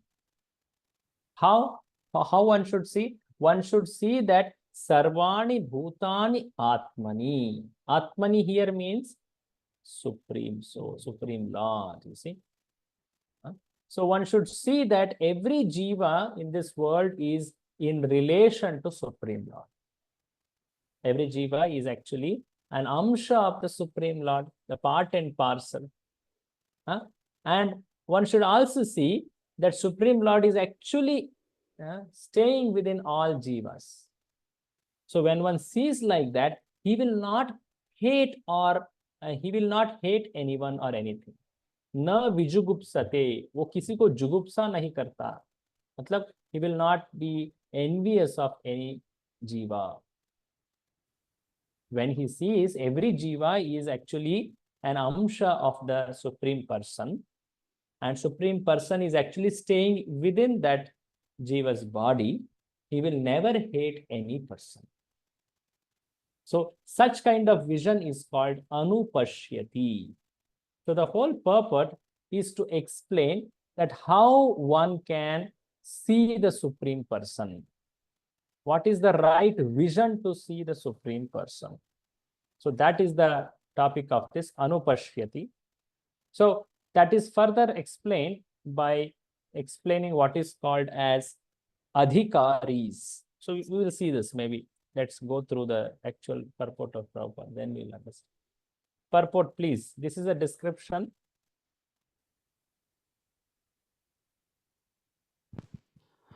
Kanishta Madhyama Uttama Adhikari. This is a description of the Mahabhagavata, the great personalities who sees everything in relation to the Supreme Personality of Godhead. Supreme Lord's presence is realized in 3 stages. Okay, just a minute. So the way the shloka is saying that one who sees like this, everything is connected to Supreme Lord, everyone is connected to Supreme Lord, and Supreme Lord is present in everyone and everything. So who sees like this? Acharya.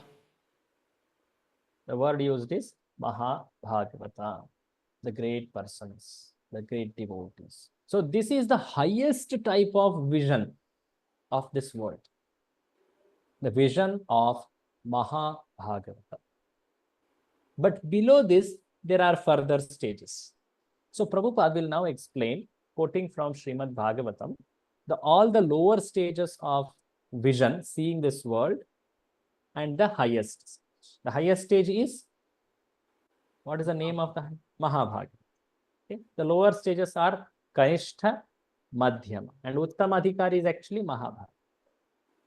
Okay? So all these three adhikaris, what are they? What is that explanation? How one sees the Supreme Lord in this world. Read ahead. The Kanishta Adhikari means the lowest in that whole.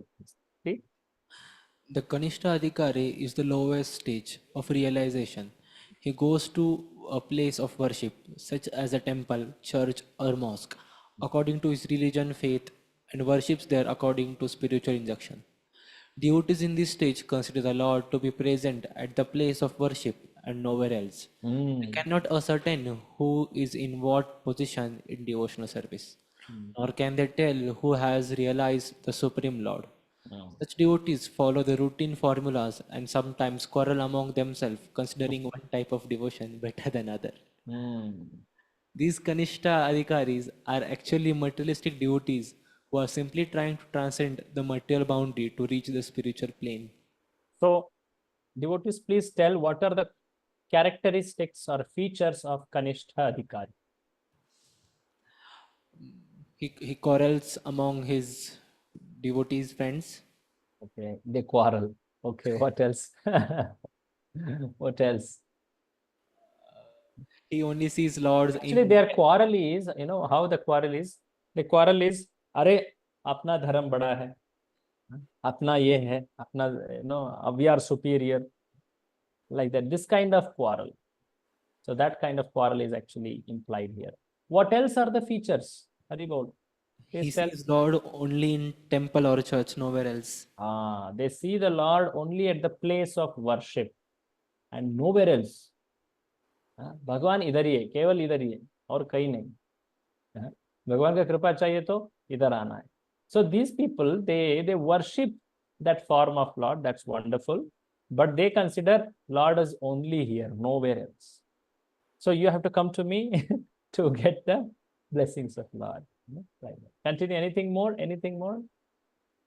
There is one more important, if not two. 1, 2 more are there. Anyone else would like to see? Yes.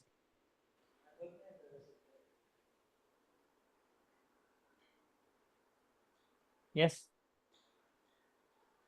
You're not able to find. There is very clear. See this. They cannot ascertain who is in what position. They don't really know which person is, dear to the Supreme Lord. Which person is far. Who is very dear to Supreme Lord? I should see him how. How should I relate with such a person? So this is not known to him.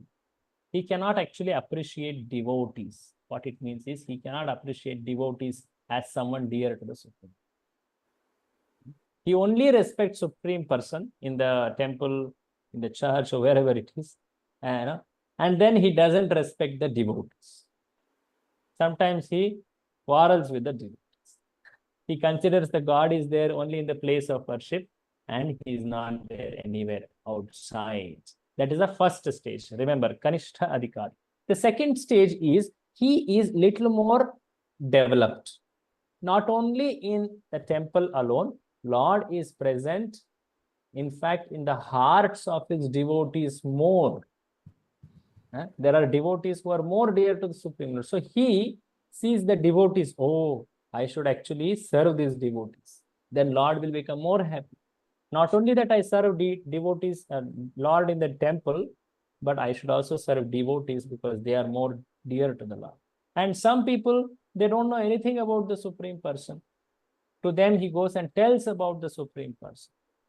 And some people, or against the Supreme Lord, he stays far from such people. So like this, he has the behavior. Can you read this? Such people are actually called Madhyamadhikas. Read this. Those who have attained the second stage of realization are called Madhyamadhikaris. These devotees observe the distinctions between the categories of beings. First, the Supreme Lord. Second, the devotees of the Lord. Third, the innocent who have no knowledge of the Lord. And fourth, the atheist who have no faith in the Lord and hate those in devotional service. The Madhyamadhikaris behaves differently towards these four classes of people. He adores the Lord, considering him the object of love. He makes friends with those who are in devotional service. He tries to awaken the dormant love of God in the heart of the innocent. And he avoids the atheists who deride the very name of the Lord. So, चार तरह के लोग या चार तरह के व्यक्तित्व उनके साथ कैसे बर्ताव करते हैं ये मध्यमाधिकारी. We should know that. So, one of them surely Supreme Lord himself. So, how he deals with Supreme Lord? See the words in the per paragraph here and explain. Adores the Lord. Adores. He respects. And then he considers him, he is the object of my love and service. He deals with him in great love. That's the first. Second, makes friends with the devotees. He sees devotees. Oh, here are devotees. I should make friendship with them. I should serve them. The second. The third, he tries to preach to the innocent. Innocent means someone who were not fortunate to have received the association of devotees. Now they have got, because this person is becoming compassionate. He goes and explains them how wonderful is devotional service. You should take. He preaches that, in other words. Fourth one, avoids the atheists. Now, very important to note, why does he avoid the atheist?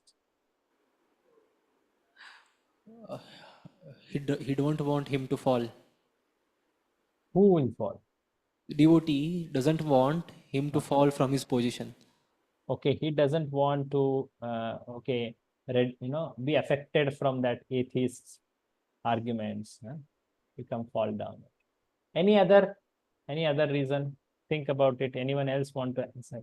Why does this Madhyamadhikari avoid the atheists? Does he hate them? Prabhuji, preaching a faithless person about the holy name is also offense. Wow, very good. That's a good connection. Yes. Why will one not preach the glories of holy name to faithless people, Prabhu? What happens if he preaches? What happens? Offense, Prabhu, it becomes offense. Yeah, I understand. But why is it considered offense? I'm just trying to understand that more. Holy name's glories are wonderful, no? Whether he has faith or not, why should they not be spoken to faithless person?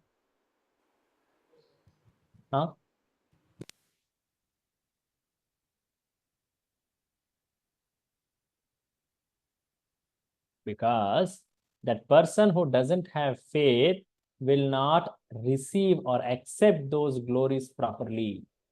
It will in fact create more doubt, more confusion, or if not more faithlessness on him.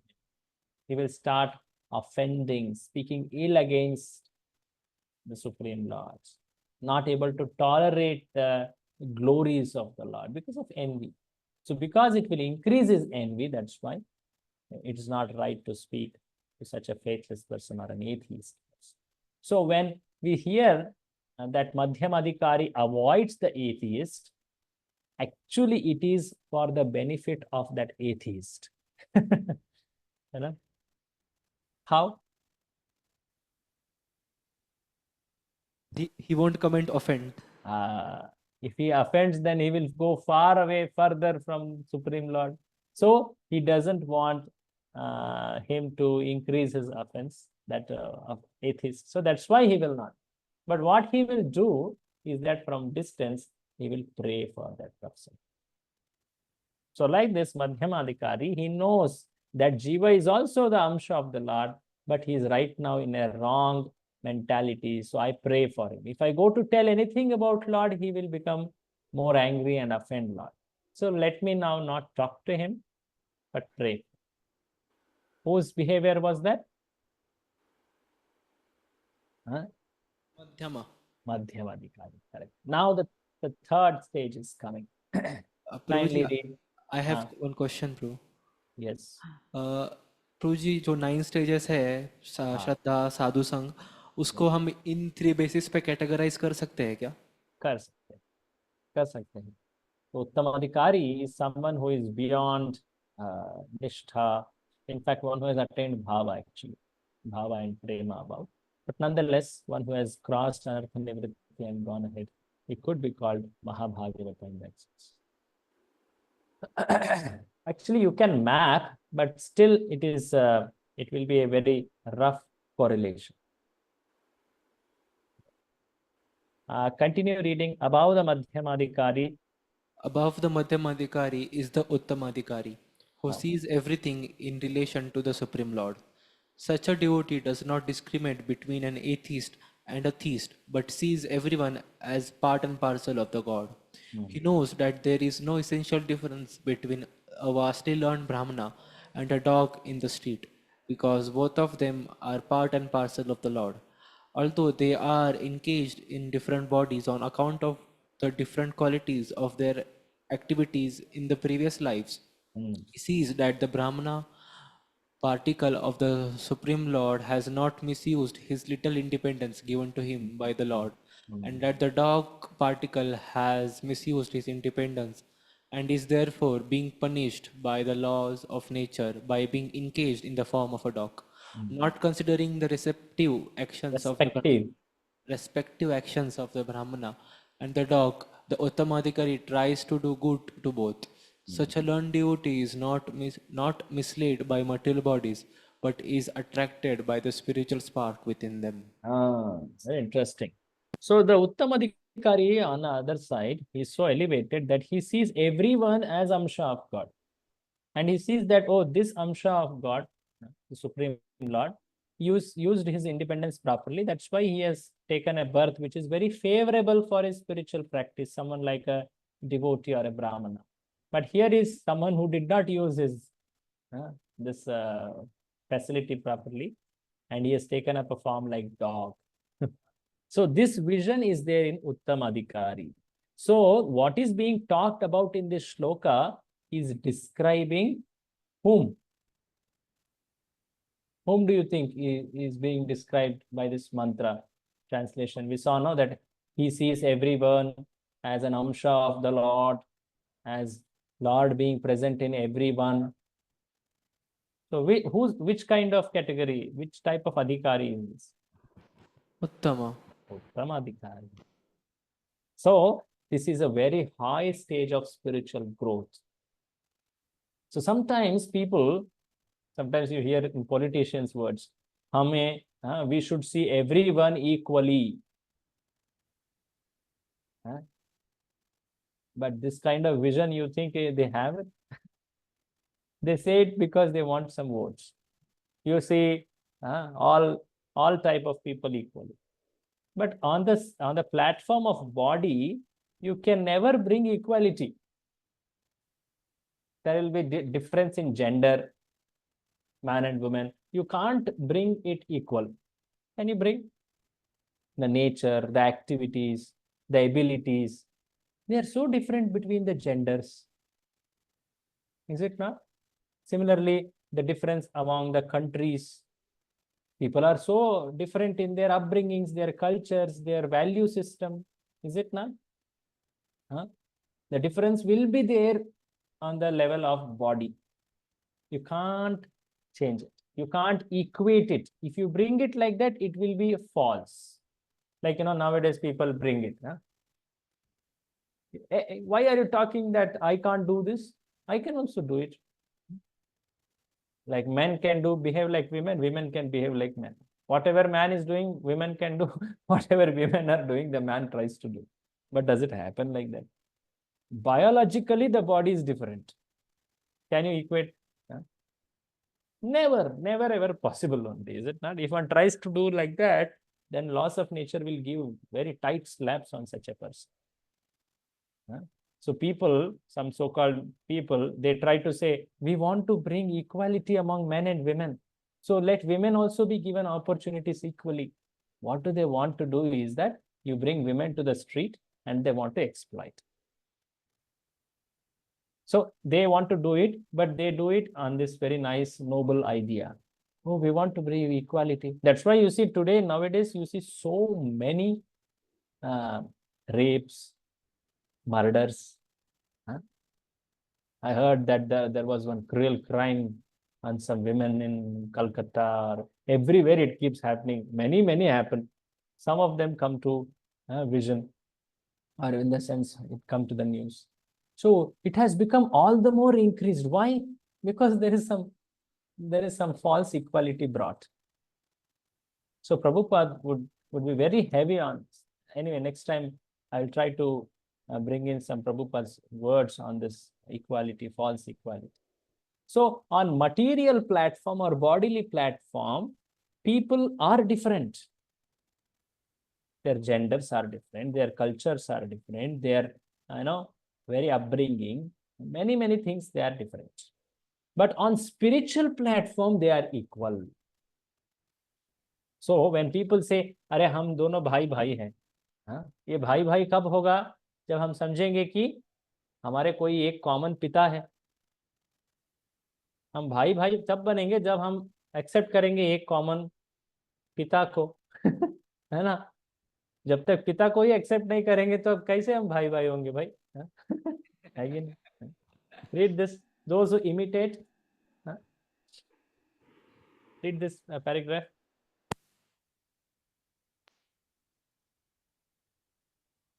Who is reading?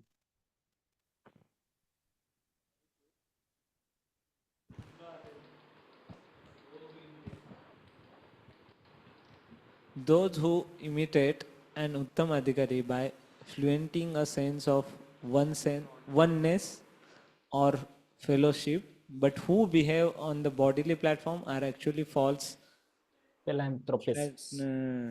Philanthropists. Philanthropist मतलब those who want to benefit humanity, मानवतावाद, परोपकार, हम परोपकार कर रहे हैं, हम सबको समान रूप से देखेंगे. पर कैसे होगा ये बॉडीली प्लेटफॉर्म में? आगे पढ़िए. The conception of universal brotherhood must be learned from an Uttam Adhikari and not from a foolish person who does not properly understand the individual soul or the Supreme Lord's super soul expansion who dwells everywhere. So the brotherhood which people talk, it can only be possible on spiritual platform, understanding that everyone is soul and they are amshas, part and parcel of that Supreme Person. So people, when they speak equality, they should not portray themselves. They should not present themselves as Uttamadhikaris. Uttamadhikari is far developed vision. How to develop such kind of spiritual vision of Uttamadhikari? That is explained further. That is the topic of Anupashyati. So Pashyati means to see. Anu means to see in following something. To systematically see. Prabhupada in translation says that. So this is important to note. What is Anu and Pashyati? Can you read the highlighted part? Anu means to follow and Pashyati means to observe. That's the word. Below. Pashyati means that one should not see things as he does with the naked eye, but should follow the previous acharyas. One cannot see properly unless one has heard from a superior source, and the highest source is the Vedic wisdom which is spoken by the Lord himself. So Anupashyati means to see following, first thing, acharyas, or following Vedic wisdom. So what is Anupashyati? to see as acharyas have explained or as the scriptures explain, not as our mundane material eyes experience. Huh? So Prabhupada describes what is this Vedic truths, Vedic principles which one should follow. So Prabhupada describes that. Can you read? Vedic truths are coming. Continue reading. Vedic truths are coming in disciplic succession from the Lord to Brahma, from Brahma to Narad, from Narad to Vyas, and from Vyas to many of his disciples. Formerly, there was no need to record the messages of the Vedas because people in earlier ages were more intelligent and had sharper memories. They could follow the instructions simply by hearing once from the mouth of bona fide spiritual master. Continue. At present, there are many commentaries on the revealed scriptures, but most of them are not in the line of disciplic succession coming from Srila Vyasdeva, who originally compiled the Vedic wisdom. The final, most perfect and sublime work by Srila Vyasdev is Srimad Bhagavatam, which is naturally commentary on the Vedant Sutra. There is also the Bhagavad Gita, which was spoken by the Lord himself and recorded by Vyasdev. These are the most important revealed scriptures, and any commentary that contradicts the principles of Bhagavad Gita or Srimad Bhagavatam is unauthorized. So when we say anu pashyati, anu matlab parampara ka palan karna. Either you follow acharyas or the shastras. Shastras are explained in the parampara. One teacher explains the student, that student becomes a guru later, and then he explains his student. So that's parampara. So one should learn these scriptures in parampara and should cultivate seeing this world according to that scriptures taught in parampara. So which are the scriptures which are the top, most important of all the Vyasadeva's written works? Which are the ones? Gita and Bhagavad. Gita and the Prabhupada clearly tells. So there are many Upanishad, Vedanta Sutra, Vedas, all of them. Bhagavad Gita and Bhagavatam are foremost. So all scriptures, they talk many things. One may say, अरे ये वेद में ये कहा है, ये पुराण में ये कहा है, यहाँ ये कहा गया है. No? So one may find differences across the scriptures, but actually one should know that all have a common purpose. They all are one in purpose. The purpose is to somehow bring the conditioned soul as to follow that Supreme Lord and cultivate devotional service. So that is the purpose of the Vedic scriptures. So one should understand. So what does anupashyati mean? What does anupashyati mean? Anyone please?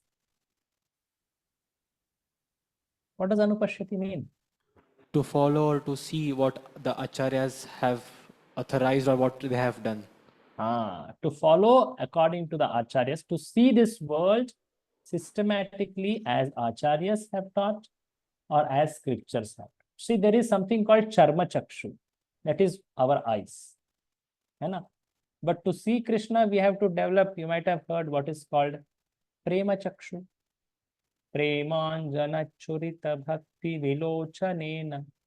Only one who has that love, with that vision of love, one can see Krishna. But before developing prema chakshu, one should develop what is called as shastra chakshu. What is shastra chakshu? Can you someone guess? Explain. To see everything according to the shastra. So we see many things in this world by our charma chakshu. Charma chakshu means our mundane eyes. But we should not just follow that. whatever glitters is not gold. No? All that glitters is not gold. This is it not? So one should know the truth by Shastra. That is Shastra Chakshu. And by following like that, one will attain Prema Chakshu. So in this particular mantra, what is told is one should cultivate the vision of Uttamadhikari. That is the highest vision. But how does one attain it? How does one reach to that? By following acharyas. Following Anupashyati, the principle of Anupashyati or acharyas, shastras, all that. So the vision of this Uttamadhikari, the highest vision, is so beneficial for all. Like today, sometimes the politician come and say, you see, this particular caste of people were always deprived. So we see all the castes equally. We provide reservations, we provide facilities, we provide all that. So we are benefiting all. Very nice to hear. Is it not? But they have so much of discrimination within, is it not? So such kind of vision is motivated politically, monetarily, is it not? But such kind of vision will not help the world. What kind of vision will help? That is Uttamadhikari, that spiritual vision. So Prabhupada quotes from Bhagavad Gita such a vision. Can you read this? According to Bhagavad Gita. According to Bhagavad Gita 18.54, only one who is already on the liberated platform can become an Uttamadhikari devotee and see every living being as his own brother. This vision cannot be had by politicians who are always after some material gain. Proper points that. Continue. One who imitates the symptoms of an Uttamadhikari may serve another's outward body for the purpose of fame or material reward, but he does not serve the spirit soul. Such an imitator can have no information of the spiritual world. The Uttamadhikari sees the spirit soul within the material body and serves him as spirit. Thus, the material aspect is automatically served.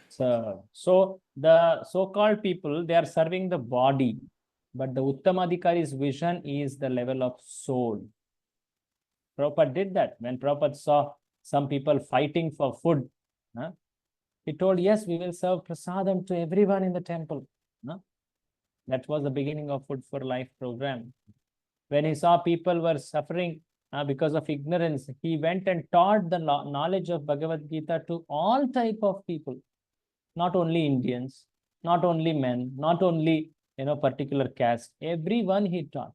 In this way, he was seeing everyone equally. Uttamadhikari vision. So that is beneficial for everyone. One should actually observe this and cultivate to attain this. So this mantra 6 has 3 points. Quickly read these points, Prabhu. 1, 2, 3. We'll end in 5 minutes more. We'll end. First, Kanishta Madhyam Uttamadhikari. Second, Anupashyati. Third, vision of Uttamadhikari is all auspicious. So can someone quickly recollect what are the features of Kanishta Adhikari? Kanishta quarrels that our dharma is superior, your is not.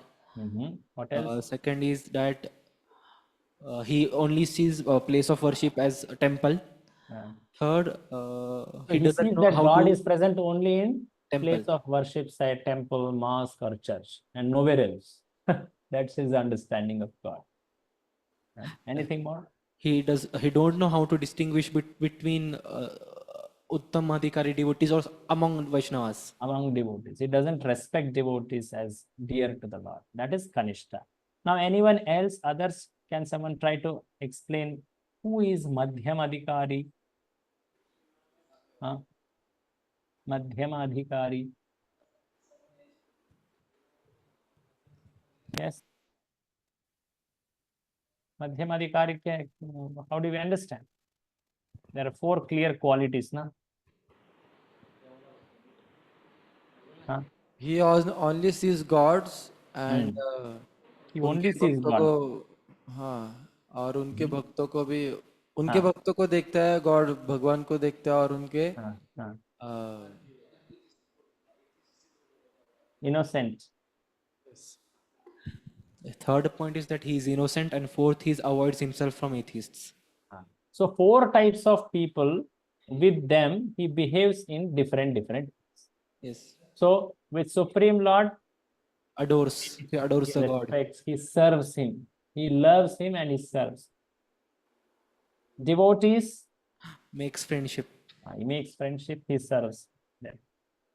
Then what next? Innocent. He preaches Innocent to them. people. Yes. To them, what does he do? He show mercy or preaches to them. He shows mercy by telling about this wonderful spiritual knowledge. Fourth one, Avoids the atheists. to those atheists he avoids because they may increase their offense and become more distant from Krishna. So that is Madhyam Adhikari. Now what is Uttam Adhikari? Quickly. He says everyone on the platform of soul. He doesn't distinguish that if he is animal or he is human. Yeah. He sees them as connected to Krishna, but they have misused. Someone has misused, someone has rightly used. So he is not ignorant about the bodily difference, but at the same time, he knows them as part and parcel of Krishna. That is Uttamadhikari's vision. So he doesn't hate anyone, he doesn't reject anyone, but he sees them for their position. So how one can attain this highest vision? By Anupashyati. What is Anupashyati? Anupashyati. To see what the acharyas have shown us. To see as acharyas have told us to see or taught us, or as shastras. Both are there. Anu means to follow acharyas, to follow shastra. Both have to be included. And the vision of Uttamadhikari is beneficial for everyone. That also we see. So this shloka actually tells how a person, he realizes the presence of God in increasing manner from Kanishta, Madhyama and Uttama. Kanishta was only experiencing God in temple or in object of place of worship. And he was not even understanding that there are people who are close to that Supreme Lord called devotees. And he should serve them. Sometimes he even quarrels with. Madhyamadhikari, he sees few more who are dear to the Lord, they are devotees. Some people are innocent, some people are, atheists. They have developed inimical feelings. So with them differently. But Uttamadhikari, his realization of God in this whole world is the highest, is the widest. He sees everyone as part and parcel of Lord. So like this, mantra 6, important instruction is Anupashyati. We will see more about it, continuing from mantra 6 to mantra 7 also. Mantra 7 will be the continuation of the same theme of Anupashyati further. We will see that in the next class. So today we discussed mantra 5. We completed it. The 3 contradictions. What is the meaning we saw? And then we saw the next part is mantra 6. We completed that too today. They are short, so we completed that. And next week, we will do mantra 7 and we will also enter mantra 8. Krishna willing, next weekend, I will be physically present and we may have more interactions there. Thank you very much. Any comment or question? No comments, no questions. Okay. Vaman Rupru, Hare Krishna. Any question? Thank you. Holy Name Week is the important time now, is it? Huh? Wonderful. I'm also eager to come and take part. Srila Prabhupada ki jai. Hare Krishna. Thank you very much. Dandavat pranam to all of you. Hare Krishna. Vancha kalpataru yascha kripa sindhubhya vacha patitanam pavanebhyo vaishnavebhyo namo namo. Thank you. Hare Krishna.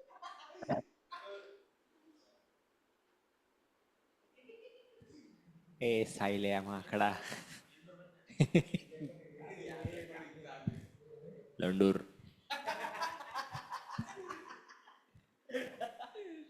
ए शामे टकले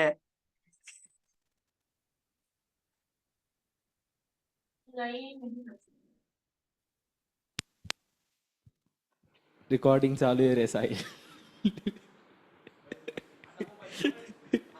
श्री वांछा कल्पतरुभ्यश्च कृपा सिन्धुभ्यश्च पतितानां पावनेभ्यो वैष्णवेभ्यो नमो नमः. लंडूर.